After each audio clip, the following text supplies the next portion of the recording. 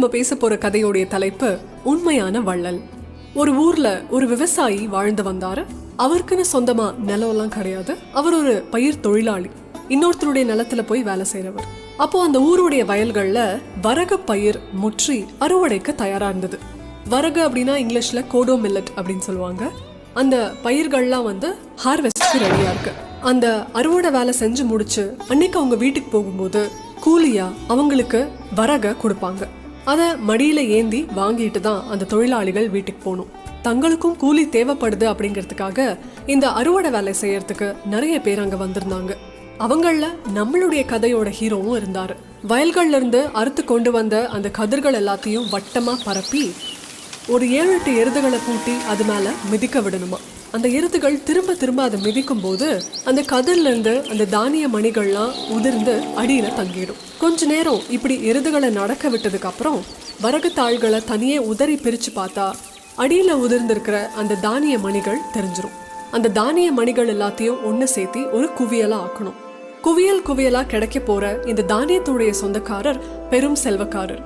அவருக்கு இந்த குவியலுக்கு பின்னாடி இவ்வளோ ஒரு ஹார்ட் ஒர்க் இருக்கு அப்படின்னு கூட தெரியாது.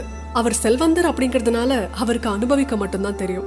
இந்த வேலையெல்லாம் முடிச்சு தனக்கு கிடைக்கிற ஒரு நாளை வரகதான் அந்த தொழிலாளி வீட்டுக்கு எடுத்துட்டு போய் சாப்பிடணும். வீட்டுல இந்த கூலி வந்தாதான் அடுப்பே எரியும் அப்படிங்கிற நிலைமையில தான் அவங்களுடைய வாழ்வும் இருந்தது. அந்த நிலத்துக்கு சொந்தக்காரர் வரக கூலியா கொடுத்ததுக்கு அப்புறமா அதை வாங்கிக்கிட்ட அந்த தொழிலாளி வீட்டுல தன்னுடைய மனைவி ஒலை வச்சு காத்துட்டு இருப்பாளே, அவகிட்ட சீக்கிரம் போய் இதை கொடுத்தாதான் உணவே தயாராகும் அப்படிங்கிறதுக்காக வேக வேகமா நடக்கிறாரு. அப்படி வேகமா நடக்கும்போது கூட தன்னுடைய மடியில வச்சிருக்கிற அந்த தானிய மணிகள் சிந்திரக்கூடாதுன்னு ரொம்ப கேர்ஃபுல்லா போயிட்டு இருக்காரு. அப்படியே நடந்து போயிட்டு இருக்கும்போது திடீர்னு ஐயா சாமி, தயவு செஞ்சு எங்களை பாருங்க அப்படின்னு ஒரு குரல் கேக்குது. அந்த தொழிலாளியும் திரும்பி பாக்குறாரு. யாழ் அப்படிங்கிற இசைக்கருவியை வச்சுட்டு ஒரு பாணன் இருந்தாரு. அவர் ஒரு இசைக்கலைஞர். சரியான ஆதரவு கிடைக்காததுனாலையும் சரியான வருமானம் இல்லாததுனாலையும் இப்ப வறுமையால வாடிட்டு இருக்காரு. அவர் கூட பசியால வாடி போன அவருடைய மனைவியும் குழந்தைகளும் இருந்தாங்க. அவங்கள பாக்குறதுக்கே பரிதாபமா இருந்தது இந்த தொழிலாளிக்கு. அந்த பாணன் இந்த தொழிலாளி கிட்ட சொல்றாரா, ஐயா, நான் சாப்பிட்டு 8 நாள் ஆகுது. உங்களை பார்த்தாலே தர்மவானா தெரியுது. இந்த ஏழைகளுடைய முகத்தை பார்த்து எங்களுக்கு உதவி செய்யுங்க, உங்களுக்கு பெரிய புண்ணியம் கிடைக்கும் அப்படிங்கிறாரு அந்த பாணர்.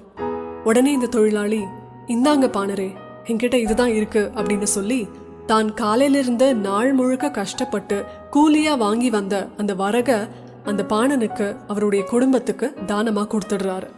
தனக்கு கிடைச்ச அந்த வரகு தன்னுடைய உழைப்புக்கு கிடைச்ச கூலி தானே, அதை தாயே மற்றவங்களுக்கு கொடுக்கணும் அப்படிங்கிற எண்ணம் சற்றுமே இல்லாம, வீட்டுக்கு போனா நம்மளுடைய மனைவி காத்துட்டு இருப்பாளே அப்படிங்கிற கவலையும் இல்லாம, அப்போ அந்த மனசுல அவருக்கு என்ன பட்டுச்சோ அதை செஞ்சு பாணனுக்கு உதவி செய்யறாரு அந்த தொழிலாளி. இப்ப வெறுங்கையோட வீட்டுக்கு போய் நிக்கிறாரு. அவரை பார்த்ததுமே அவருடைய மனைவி, வரக கொண்டு வரலையா? நீங்க கொண்டு வருவீங்கன்னு நம்பி ஒலை போட்டு வச்சிருக்கேனே அப்படின்னு ஏமாற்றத்தோட கேக்குறாங்க. நான் கொண்டுதான் வந்தேன். அப்புறம் என்னாச்சு? வழியில எங்கயா கொட்டிட்டீங்களா? தரையில கொட்டல, ஒரு ஏழைக்கு கொடுத்துட்டேன் அப்படின்றாரு தொழிலாளி. என்ன, பிச்சை போட்டுட்டீங்களா அப்படின்னு மனைவி கேக்குறாங்க. பிச்சை இல்ல, பசிச்சவனுக்கு உதவி செஞ்ச அப்படிங்கிறாரு தொழிலாளி. நல்ல உதவி, நல்லா பசிச்சவன், இப்ப உங்களுக்கு யார் உதவி செய்ய போறாங்க அப்படின்னு கோவப்பட்டு திட்டுறாங்க மனைவி.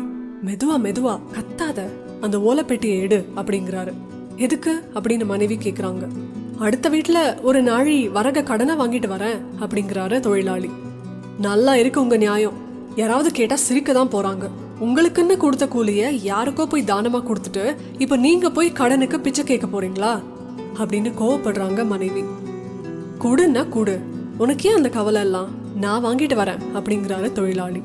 அவரும் அந்த ஓலைப்பெட்டியை எடுத்துட்டு எங்க கடன் கிடைக்கும் அப்படின்னு தேடி போறாரு. அவருடைய மனைவிக்கு அவர் மேல என்ன கோவம் ஏற்பட்டுச்சோ அந்த கோவம் தான் நமக்கும் அவர் மேல வரும்.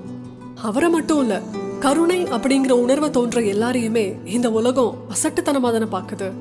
ஒரு பெரிய ராஜ்யத்தோட அரசனா செல்வங்கள் நிறைஞ்ச ஒருத்தனா இருந்து அவர் தானம் செஞ்சிருந்தாரு அப்படின்னா அது பெரிய விஷயமே இல்லை. ஆனா தனக்குன்னு இல்லாத போதும் ஒருத்தர் மேல பரிதாபம் கொண்டு அவங்களுக்கு உதவி செய்யணும் அப்படின்னு செஞ்சாரு இல்லையா, அந்த தர்மம் தான் பெருசு. இதை விட முக்கியம் என்னன்னா, அவர் தர்மத்துடைய பயனை பத்தி கவலைப்படவே இல்லை, தர்மத்தை மட்டும்தான் நினைச்சாரு. அவருடைய மனசுல இருக்கிற அந்த கருணை தான் ரொம்ப ரொம்ப சிறந்த கருணை. அவர் கொடுத்த அந்த கொடை தான் சிறந்த கொடை. அதனாலேயே அவர்தான் உண்மையான வள்ளல் அப்படின்னு கூட சொல்லலாம். இந்த நல்ல கருத்தோட நிகழ்ச்சி நிறைவு செய்யலாம்.